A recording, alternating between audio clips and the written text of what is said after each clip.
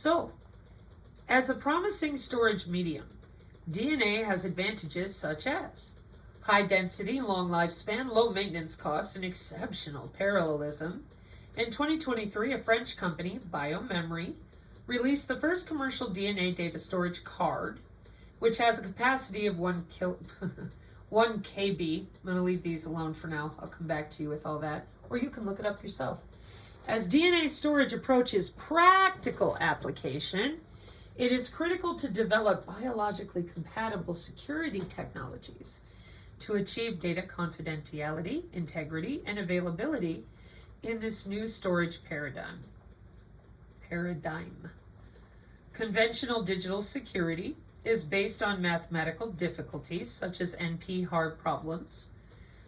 Similarly, DNA cryptography takes advantage of the biological difficulties involved in DNA storage processes: encoding, synthesis, preservation, amplification, sequencing, and decoding, as shown in Figure 1.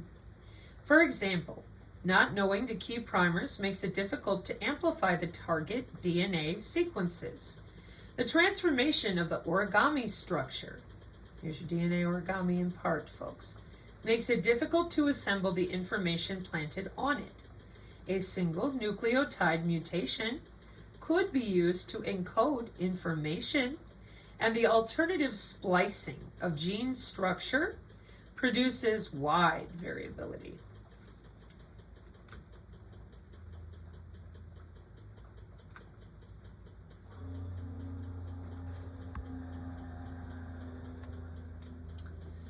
Information security, sequencing, decoding, and encoding, synthesizing, preservation, and amplification, writing into DNA, reading from DNA.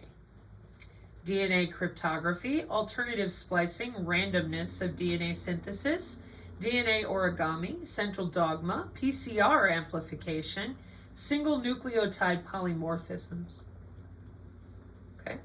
So when you hear me say DNA sequencing, when you hear me talk about read-write not only to the brain, but using you as a walking hard drive, now we return to our video. And I'm going to back it up a little bit so you can hear her again tell you exactly what you're reading on the screen that I just showed you in other documentation, so you have more than one way to look up this information. Of DNA, which can store vast amount of DNA in compact form, making it a promising alternative to traditional electronic storage method. Let's understand what makes DNA important for data storage. The number one is high density. DNA can store immense amount of data in a very small volume. Theoretical estimates suggest that 1 gram of DNA could hold approximately 215 million gigabyte of data. The another reason is long-term stability. DNA is remarkably stable over time, with the potential to last thousands of years if stored properly, with surpassing the lifespan of conventional storage media. The next reason is durability. Unlike electronic devices that can fail or degrade, DNA is resilient to environmental factors such as temperature and humidity, which make it robust choice for long-term data preservation. The another reason is energy efficiency. Storing data in DNA requires significantly less energy compared to maintaining large data center filled with electronic storage devices. Additionally, biocompatibility. As a biological molecule, DNA offers unique advantages of integration with biological system, potentially enabling new application in biotechnology and medicine. Let's now understand the significance of DNA data storage. The number one is exponential data storage. With global data generation expected to reach 175 zettabyte by 2025, the traditional storage solutions are becoming insufficient. The next is sustainability. Utilizing biological molecules like DNA for data storage align with sustainability goals by reducing reliance on non-renewable resources used in electronic devices. Additionally, error correction. Advanced error correcting codes have been developed specifically for DNA storage, enhancing the reliability and accuracy in data retrieval. The next point is scalability. As the technology matures, it can scale up to meet the increasingly demand of data storage without the physical limitation of current technology. Beside that, cost effectiveness. Although initial costs are high, the long-term saving from reduced energy consumption and increased durability could make DNA storage economically viable. Moreover, innovative application. Beyond traditional data storage, DNA can be used in a novel applications such as secure information transfer and even biocomputing, and moreover interdisciplinary research opportunity. The intersection of biology and information technology also opens new avenue for research and development across various fields including genetic, computer science and material sciences. Now let's see a few of the significant trends that is happening in this area. The number one is increased investment. There's a growing investment from both private and public sector in research aimed at improving the efficiency and scalability of DNA data storage technology.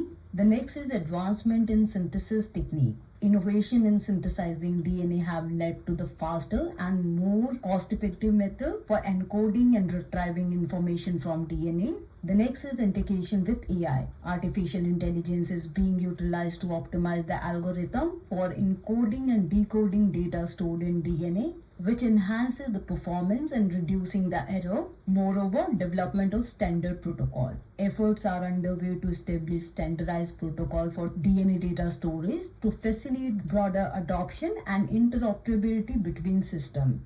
And lastly, collaborative research initiative. Tech companies and research institutions are becoming more common to accelerate the advancement in this field. Now let's also focus on the limitation in this sector and how to tackle them. As I mentioned, the number one is high initial cost. The cost of synthesizing and sequencing the DNA remain high. To tackle this, ongoing research aim to reduce these costs through technological advancement and economies of scale. The next is error rate during synthesis. Errors during the synthesis process can lead to data loss or corruption. Thus, implementing robust error correcting codes can help in mitigating these issues by allowing for recovery from error in the stored data. The next is slow read and write speed. Current method for reading from and writing the DNA are slower compared to electronic storage solution. Thus, developing faster sequencing technology will be crucial for practical application. And lastly, the complexity of data retrieval. The complexity involved in retrieving specific piece of information from a large data set stored in DNA can be challenging. Data scientists and researchers into more efficient algorithm for searching through encoded data is necessary to improve. Data set, like the microdoppler, watching you walk around. The complexity of not only the data set, let me back that up a little bit. Information from a large data set stored in DNA can be challenging. Data scientists and researchers into more efficient algorithm for searching. Putting it into a more efficient algorithm with your digital twin.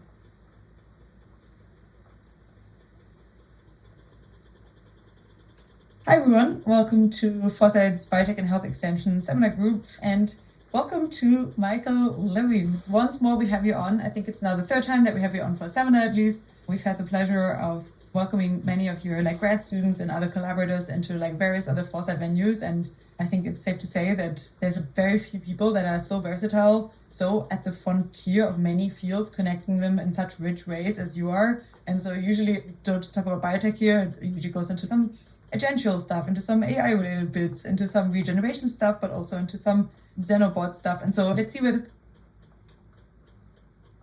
Tissue regeneration, xenobots. Michael Levin, agential interventions from diverse intelligence. There's your next gen again. Biomedicine. See how excited she is? So the young people that are working on all these systems, the very same systems of biomedical engineering that I'm trying to ensure you understand is not new. It's not on its way.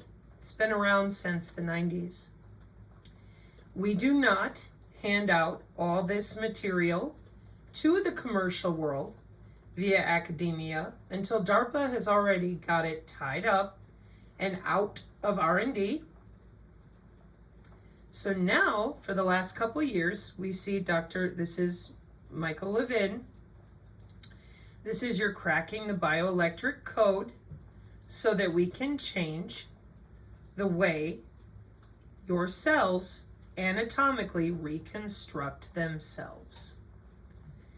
Biological networks and learning, collective intelligence below the cell level, learning and transcriptional network models, computational discovery of pathway level memory and effective interventions with gene regulatory networks, anatomical plasticity and regenerative medicine, navigating morphospace. Here, in regenerative medicine, they refer to the human biofield as a series or a collection of morphogenetic fields through your fascia, your lymphatic system.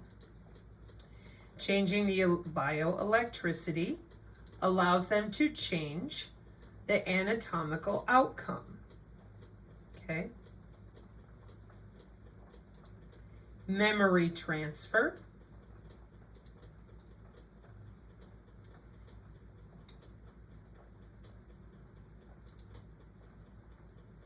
Nodes and communication interfaces.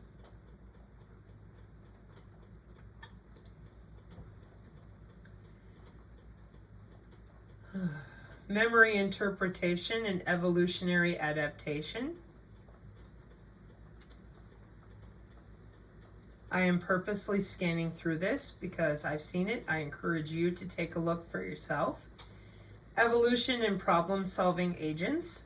This is for those of you who, when you saw Trump tell you about biomedical engineering with Oracle and Altman, you thought it was either A, impossible, or B, something that everybody was getting together to attempt to create. They're already using your DNA to store their data, electronic health records on the blockchain, written right into you. Doesn't have to be that way. Can be done a lot of different ways. But the wireless body area networks, in spite of being overseen by our government, nobody seems to want to talk about how they work and why the physical layer of computer networking is now right here. This is not a computer for crypto mining attached and tethered to the blockchain. This is your body. And we have shown here on the channel numerous times the Vimo product to try to get you people to explain this to your friends. How are you using your own heartbeat to mine crypto and then walking into the gym and buying a drink? HOW, people. Yeah, we're rather quiet about that. We wanted everybody to believe they're decentralized, and I said you're more available to the networks of the Internet of Things than you've ever been. When they say decentralized, it's not what you think it is. You think it means that you're more free. You're surrounded by everything and anything that can log into you.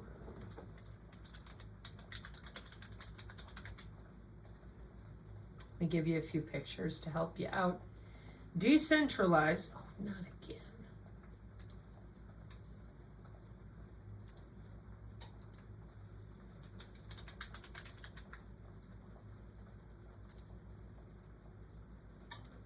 Centralized computer architecture has a single point of control, while decentralized computer architecture distributes control everywhere.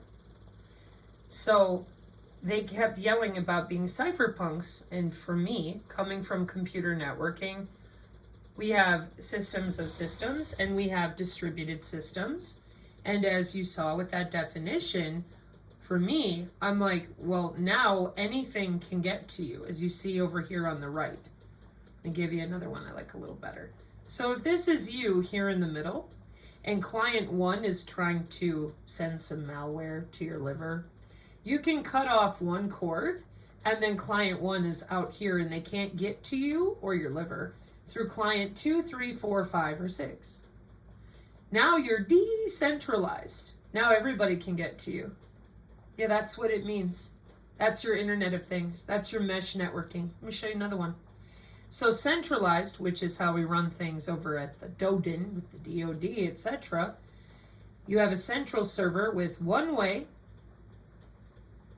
a couple options, but one way to get in and out so that you can protect your network.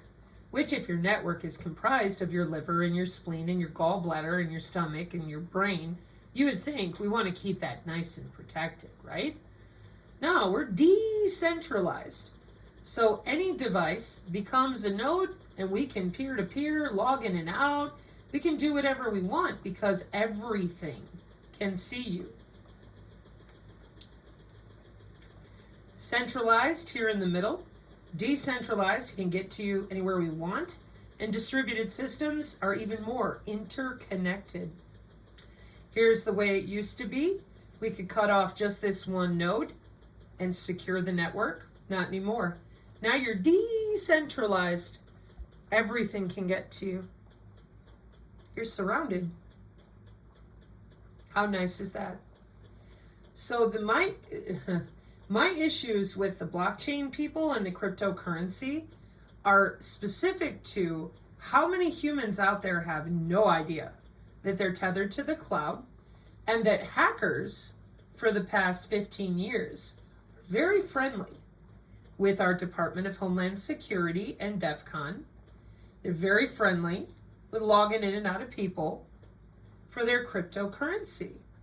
They're using systems that most people are just not familiar with, called data architectures, with that mesh networking. The energy harvesting W bands could and do allow them to harvest energy or crypto or whatever they want right out of you. How are you going to know? And even if you did know, where are you going to go?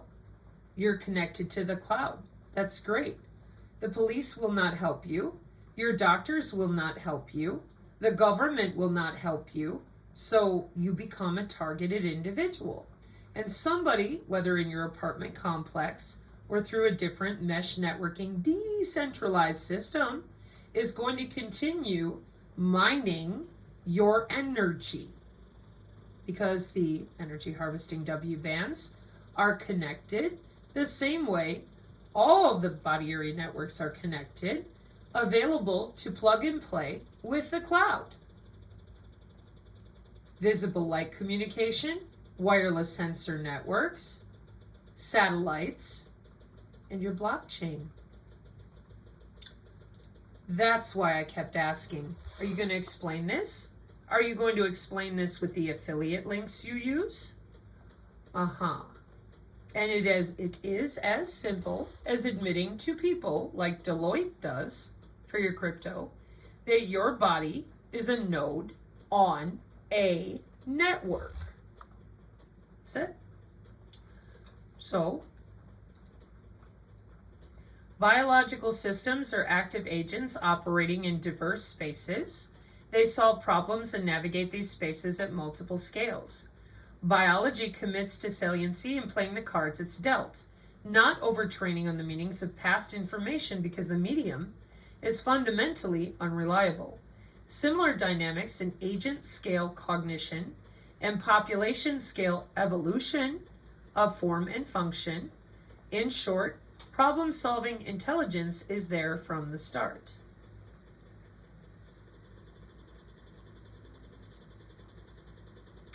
Future medicine, reprogramming the bioelectrical interface. What are you talking about? What anatomy are you in with these morphoceuticals, genomic editing, stem cell implants, synthetic biology, electroceuticals, ion channel drugs, and optogenetic simulation? What bioelectrical interface are you in? Welcome back to the biocyber interface under your skin, known as the human biofield, because you lied about the body being electrical. What is bioelectricity? Why do you keep saying that? Because they are lying to you and there is a difference. When you lie by omission because you might not know something, that's one thing. These are industries and these are colleges. We're not dealing with people in conspiracy theory walking around in robes, not until they graduate. Bioelectricity refers to the electrical activity generated by living organisms. That would be you. So why is it then that when I tell you that you have human anatomy, if I go all the way back over here and I say biofield, we get yelled at, called names, ad hominem attacks, until you drill down to medicine and demand intellectual accountability for their classes, their syllabus, okay? And then we say, so if the body's electrical and we have bioelectricity, what happened in 2013 with the same Dr. Michael Levin is in Communicative and Integrative Biology. 2013, we are cracking the bioelectric code, probing the endogenous ionic controls of pattern formation. A recent paper demonstrated that a specific voltage range is necessary for demarcation of eye fields in the frog embryo. Remarkably, artificially setting other somatic cells to the eye-specific voltage range resulted in formation of eyes in aberrant locations. So instead of the front on the head where the eyeballs go, it ends up on their tail or in their gut or on their butt, including tissues that are not in the normal anterior ectoderm lineage. Eyes could be formed in the gut, on the tail, or in the lateral plate mesoderm. These data challenge the existing models of eye fate restriction and tissue competence maps and suggest the presence of a bioelectric code. In 2013, bioelectricity, ion channels, pattern formation, and regenerative medicine. So when here on the Synergy channel, we demand intellectual accountability to putting pacemakers in people since the 50s, and that we're writing all about our biosensors that we use modeling software for in order to achieve all this amazing bioelectric code, CRISPR-Cas9, DNA methylation, DNA storage. We use a computer simulated model to log into the human body with appropriate cyber biological security, and then we fire electrical signals or electrochemical, knowing that the conversion will happen upon the appropriate signal modulation. Welcome to biomedical engineering, regenerative medicine, wireless tissue engineering, tissue scaffolding. Welcome to the way we're looking at wound healing. Oh, this is why, again, on the channel, we don't deal with your conspiracy theorists. This is information technology for healthcare. Period. And it's old. 8 years ago. PhD projects. Okay? So, we cracked that bioelectric code in 2013. We know what we're doing under the skin, playing around. Bioelectrically induced morphogenetic subroutines exhibit recruitment competencies. This is one of his newer ones, by the way, that I've seen. Repairing a hardware defect, notch mutation in software, by restoring the bioelectric pattern.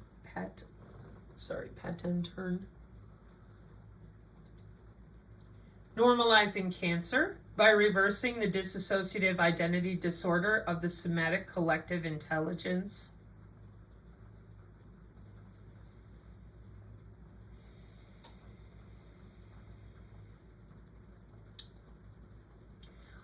I've tried very hard to help those of you from the SRA community understand that multiple personality disorder was done in the late 80s and 90s for your digital twin testing with something called a nanolobotomy.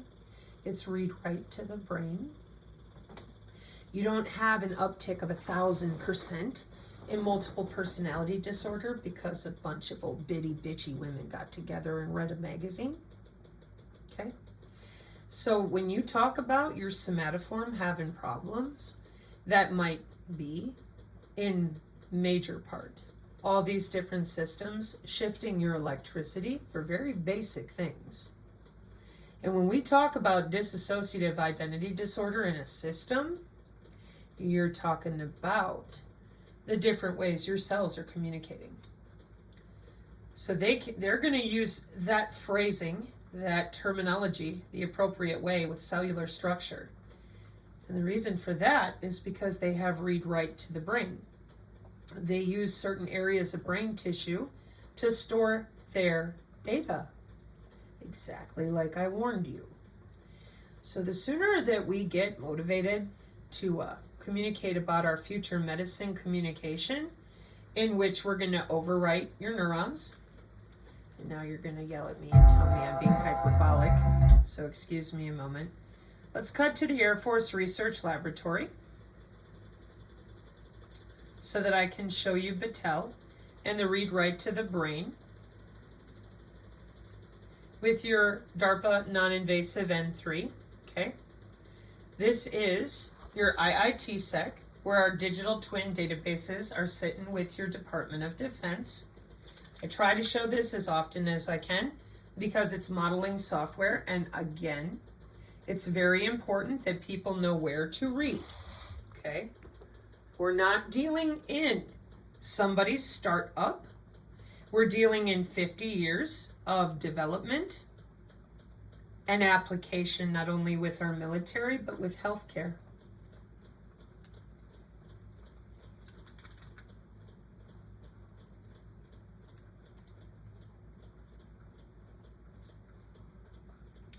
Read-write to the brain. Non-invasive. Okay, I'll leave you this one. I'm going to grab the one that I like because it has a prettier picture.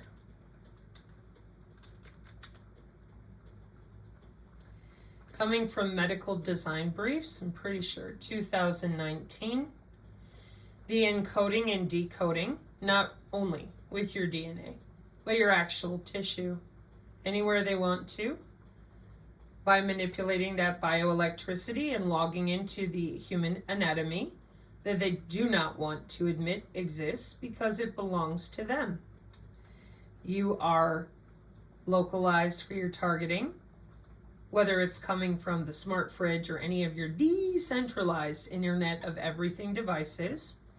Read it, decode it, and encode it, and write in new neurons. Welcome to a nanolobotomy.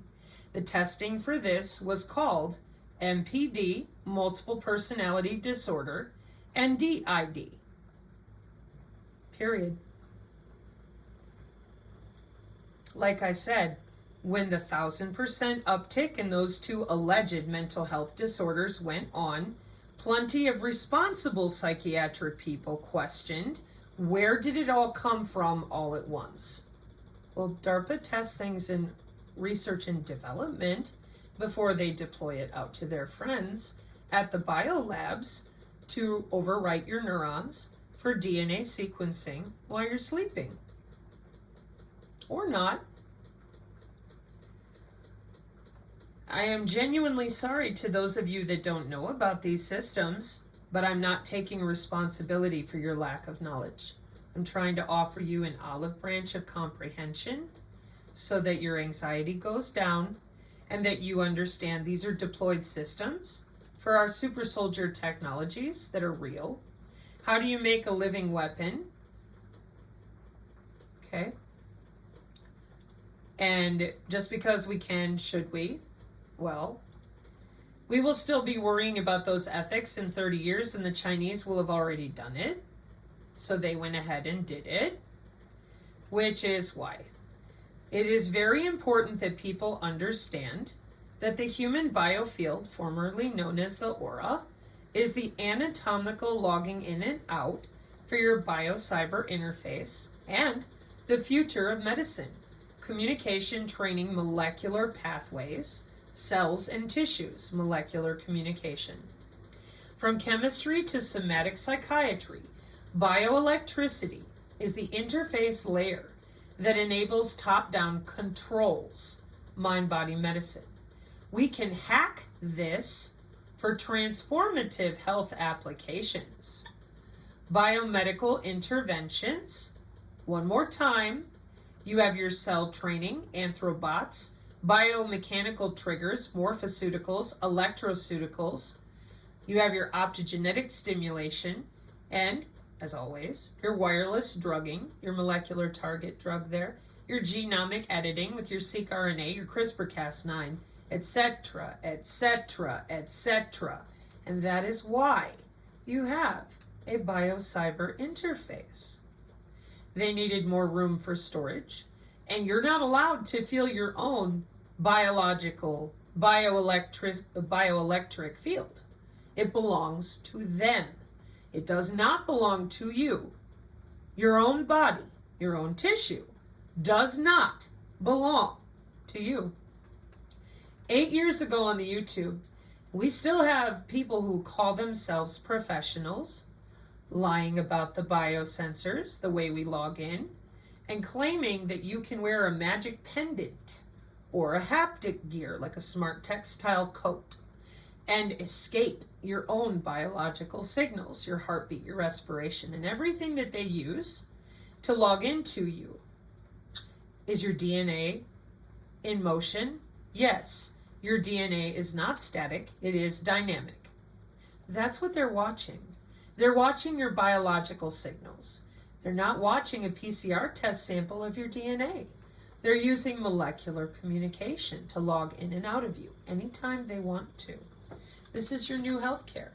This is the biodigital convergence. This is what our channel has been waving every flag we can think of and encouraging real professionals to get out in front and start explaining to people what you've been doing since you turned off Project Stargate with the remote viewers and got busy with human body communication, body area networks, for biomedical engineering, having cracked the bioelectric code.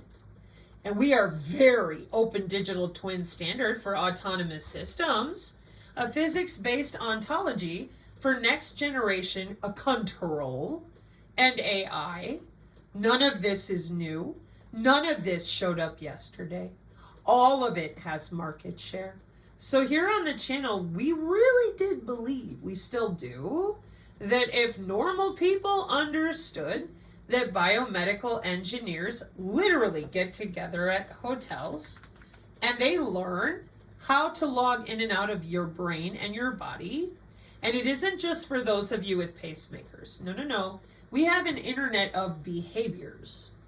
We want to modify your endocrine system, your behavior, and your DNA. Do you think they're going to ask your permission? A bunch of you, I'm sure, didn't even know this was here. Okay? No, they are not going to be worried about putting lithium in the water. They're going to log into you electronically with that body area network. Why? It's biocybersecurity with the Department of Homeland Security. And instead of being able to talk about this like adults, so that people understand the pathogen access databases with the Department of Energy, for example, and when they see all the omics, go to the right, metagenomics, genome analysis, organisms, and all these different pathogen strains, this is called a data set. They log in and they get to run what that bacteria will do to you through computer modeling software. This is called omics. This is our Department of Energy, monitored by their Q clearance and their personal AI. And we do not just give your body an IP address. That wouldn't be cyber biologically secure. So instead of admitting to people that the same exact system with your Medtronic pacemakers and insulin pumps that is mandated worldwide since 1999, instead of telling anyone what we were doing and testing in our senior homes in 2014, with the blessing of our Federal Communications Commission, we decided to tell people we didn't know what a MAC ID was and that they should go comb the cemeteries trying to figure it out. While everyone was doing that and spinning in endless vaccine arguments, they have been going to work with molecular communication. That's not the same thing as your 5G. Molecular communication is your own body with human body communication, which is mandatory worldwide. for things like electronic health records, your biomedical engineers, and the future of your new healthcare. That they decided you didn't need to know about it. But they do. That's their anatomy, the human biofield. That anatomy doesn't belong to you. They haven't talked about it in almost 100 years. They tore it off the NIH between 1906 and 1910, and now it's back again in 2015. And nobody wants to talk about it because they've all had amazing jobs since the 90s. And the databases are off the chain. They have agentic AI. They have chips in their head. They have organoid intelligence. So why would they bother telling you anything? They're busy because medicine is in transition. So what I would recommend to people out there that are serious about protecting themselves, it's time to learn about how many of these jobs are out there. It's time to stop leaving all of this in the hands of our children, going to college, learning about the bio-cyber interface, learning about the intra-bio nano things, learning how to log in and out of the body area networks, medical, wireless, whatever. And it's time to start talking about this like adults. Biosensors are not something you're going to cleanse out of you. It doesn't work that way. They're made out of your own tissue, your own DNA. Now, nanobiosensors and nanomachines and things like that, there might be ways to mitigate those for a while, but it won't be permanent. These systems are mandated by your very own governments. They are watched over and handled by your very own governments. So you have human body nano networks, bacterial nano networks, artificial nanoscale communication networking techniques, such as molecular communication, your terahertz band electromagnetism, nanomechanical communications, there's your functional ultrasound acoustic nanocommunication, and your fret-based nanocommunication, okay, Cambridge. And all of this is predicated. I tried to hit this particular document as much as I can for people out there trying to talk about this with any format of seriousness and intellectual acuity. This is the Internet of Things and digital twin applications in the health sector, okay? And we're talking about the biodigital convergence, your Internet of Things health applications, okay? We are converging engineering, nanotechnology, biotechnology, information technology, and cognitive science for 20 years of your tax dollars. For biomedicine, including genetic engineering. See right-hand side paragraph B. C. And D. Cognitive neuroscience. Boy, we've changed things a lot in 20 years. Genomics, proteomics, epigenomics, transcriptomics. What is all this? Logging into your DNA and changing it around with synthetic biology, biomimetics for bioinformatics. Genetic engineering, cybernetics, bioelectronics. Okay? And the biosensors are right there with computational biology, bioanalytics. So you're going to go put on your magic necklace and it'll all go away, huh? I'm really sorry to a lot of people who have been sold false products of many kinds. Not just the pendants, not just the haptic gear, all sorts of stuff. Because nobody bothered to tell them about their own anatomical HOW. And it gets more horrible when you get up here to section 3, good health and well-being, where they're purposely augmenting not only themselves, but everybody else. It has to do with epigenetics. See other videos. So the Internet of Things is a system concept that uses many technologies that are standardized. And the Internet of Things systems are software and data intensive as well as network centric. Very complex, ranging from simple architecture to multi-tier distributed computing in our NIST cyber-physical systems. Internet of Things systems are key enablers of smart everything. Welcome to your network-centric warfare doctrine and our Pentagon Law of War manual right now today with the DoD. Again, that's why you're not going to be throwing on a magic coat and you're not going to be swallowing a magic product to disappear from the Internet of Everything. Okay?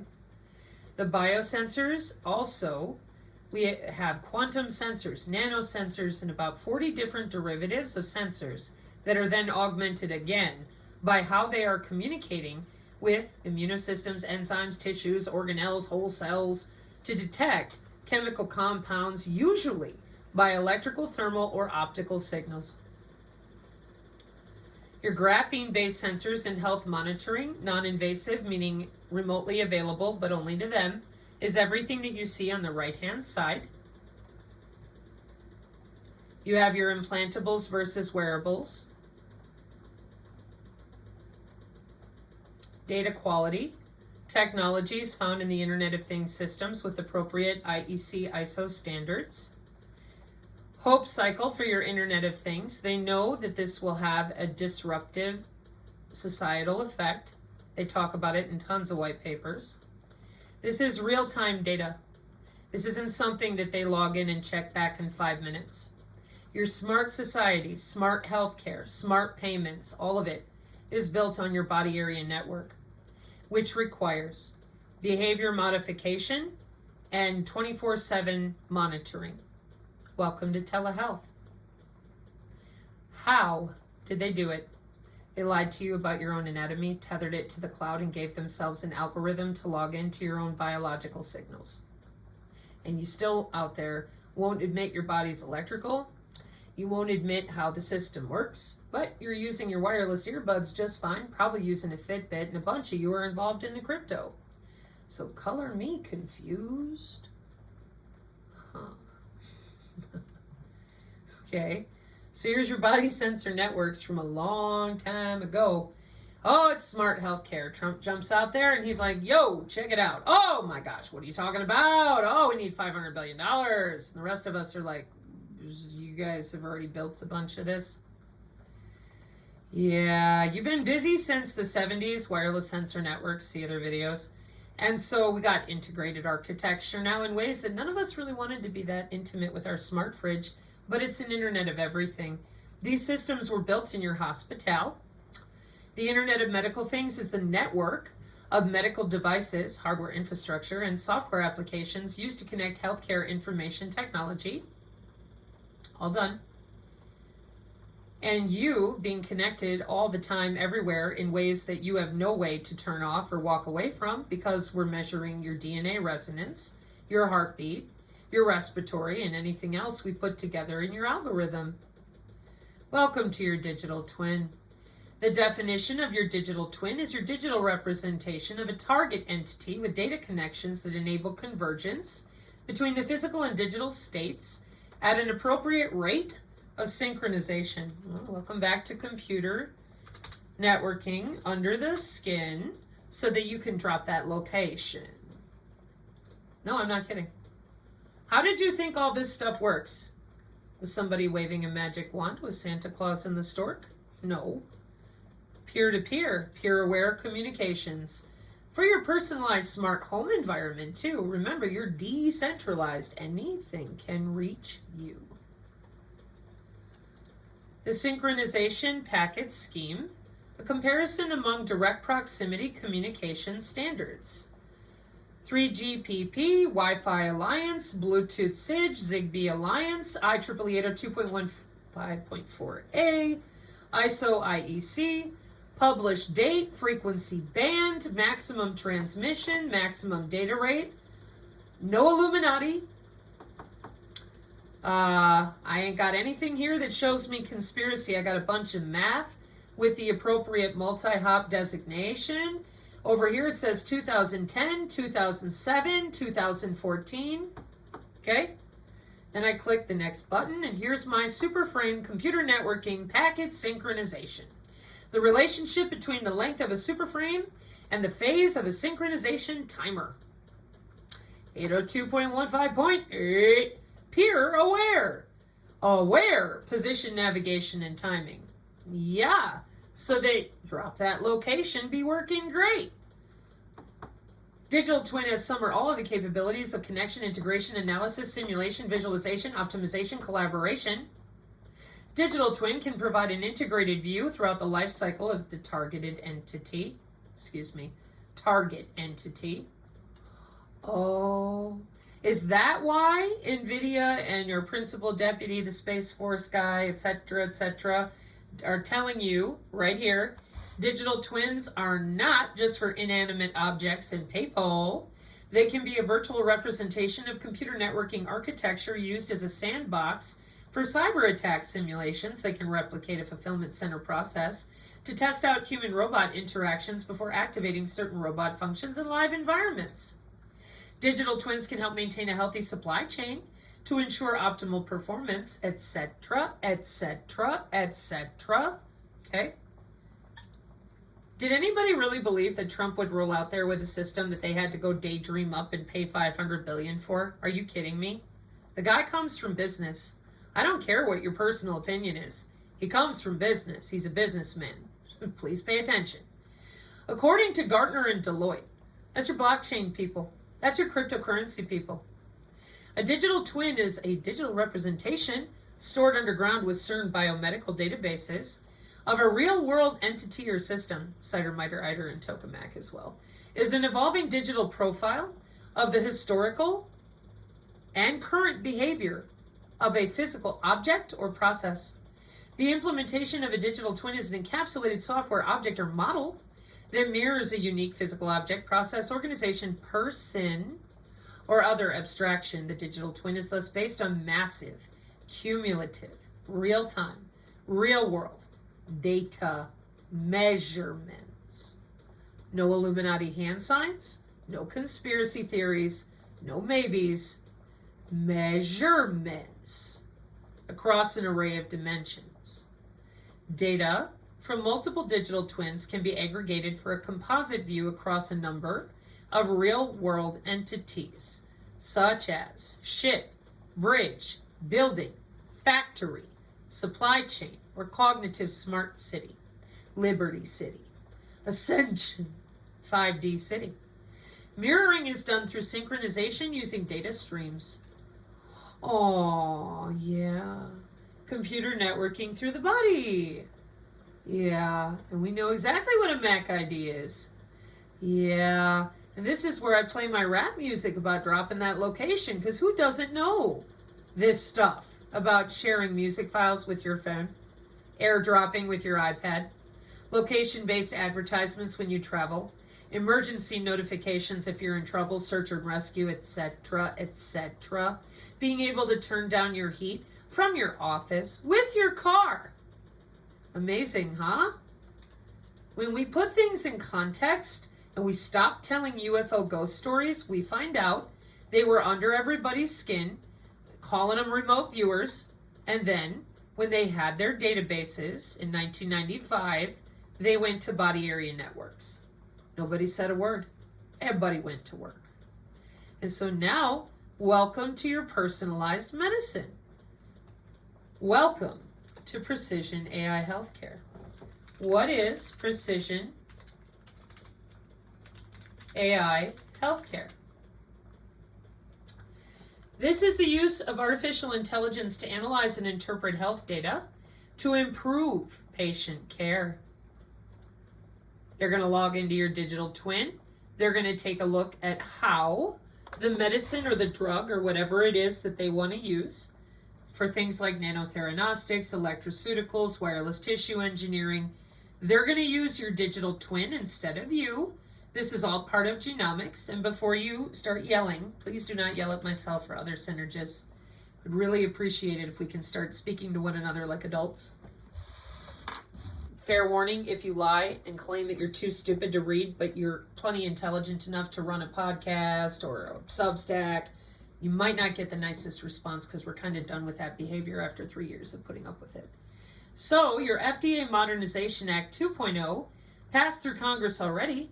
This bill authorizes the use of certain alternatives to animal testing, including cell-based assays and computer models. And your digital twin is a computer model of you, to obtain an exemption from the FDA to investigate the safety and effectiveness of a drug. Isn't that wonderful? The bill also removes a requirement to use animal studies as part of the process to obtain a license for a biological product that is biosimilar. You'll see that a lot in their different organoid, organelle, and synthetic biology tissue engineering. Biosimilar or interchangeable with another biological product. So, these things are already finished. These precision AI, healthcare, precision medicine are working with genomics, and most people are very open to having their DNA reviewed so that they can get better healthcare. So those of you who think that nobody's going to want the AI under their skin, I think you're wrong. And the reason you're wrong is because you've been telling everybody there's no biofeel. You cannot feel your own skin. You need to go see 8 different white coats who run you in circles, and then they will be the ones to decide what you're going to do with your body, because you're just too stupid to know anything. You don't really have an immune system, 80% of which is in that human biofield.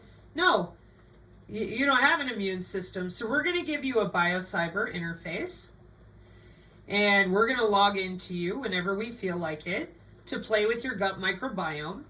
And all of this is being done because not a one of you, not one, will get out there and tell the truth about the human anatomy that you stole from people.